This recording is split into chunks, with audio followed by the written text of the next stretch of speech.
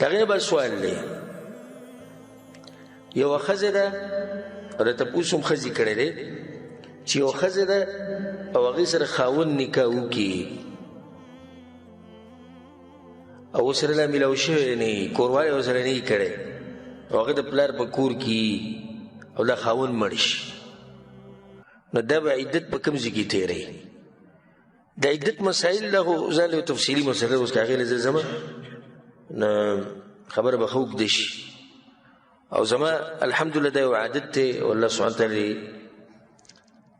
دا نعمت همیشه ساتي زما سره او په ما باندې هغه دا چې یو مسلمان تپوس کېږي نو زما ډېر زړه کېږي زه دلته یو تفصیلي جواب ورکړم د او نه دا مې نه خوښ چې او نه کېدای شي هغه به مطمئن نه شي بله چې د عالم کار دی مسله ښه واضحه کول دویمه دا مې خوښوي چې په مسله کې ورته مسله بیان کړم نو چې دی ښه موړ شي نورې نوي مسلې به مې زده کړي نو موږ به کوشش کوو که ټیم وي لږ اوږده مسله بیانو ټیم نه به مختصر به بیانو سره دلیل انشاءالله خو د عدت د زنانه چې خاوند یې مړ شي د هغې ځان له مسایل دي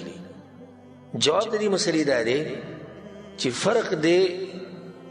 په هغه زنانه کې چې د هغې خاوند مړ شي او هغه زنانه چې خاوند یې طلاقه کړي د دواړو په عدتونو کې فرق دی چې خاوند یې طلاقه کړي د هغې عدت هغه 3 حیضه دی او چې خاوند تی مړ شي نو د هغې عدت دی 4 میاشتې او 10 ورځې والذین یتوفون منکم ویذرون ازواج یتربصن بانفسهن 4 اشهر و10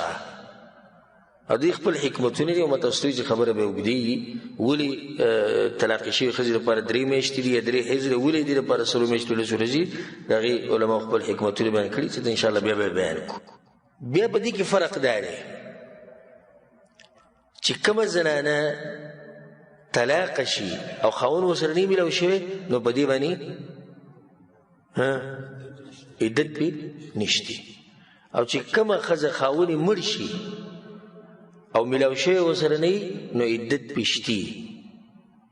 د خاوند د مرګ عدت دا به تېري اگر که خاوند ورسره نه میلاو شوی دا مسله خو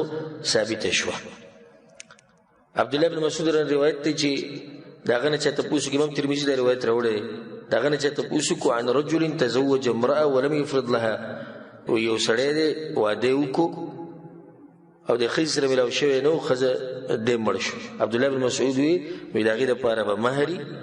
او د هغې په هغې باندې به عدتي ولها المیراث او په میراث کې به ورته حصه میلاوي نو دا زنانه چې کومه ده دا به په دغه خپل کور کې عدت تېروي چې هغه د دې د مور پلار کور دی ځکه چې دا د خاوند کور ته نه تللی نو دې ته ضرورت نشي چې د خاوند کور ته ځي ولته د عدت تېر کړي په دغه خپل کور کې د مور پلار په کور کې عدت تېرولی شي د دې سره یو بل سوال هغه دا دی چې یو زنانه خاوند مړ شي او پته ورته نه د عدت په باره کې د جهل د لاسه یا څوک ورته ونه وایي او دې عدت تېر نه کړو 4 میاشتې 10 ورځې نو دا ښځه به څه کوي چې کله ورته وروسته پته ولګي جواب د دې مسلې وبالله التوفیق هغه دا دی که چېرته د عدت دا زمانه تېره شوي 4 میاشتې 10 ورځې ختمې شوي نو بیا خبره ختمه شوې ده نو توبه دې وباسي الله ته یې رجوع کوي ځکه چې جاهل او که په هغې کې څه زمانه پاتې څه وخت پکې پاتې نه هغه وخت عدت به تېروي لکه 4 میاشتې 10 ورځې عدت دی 3 پکې تېرې شوي دي پاتې څو دي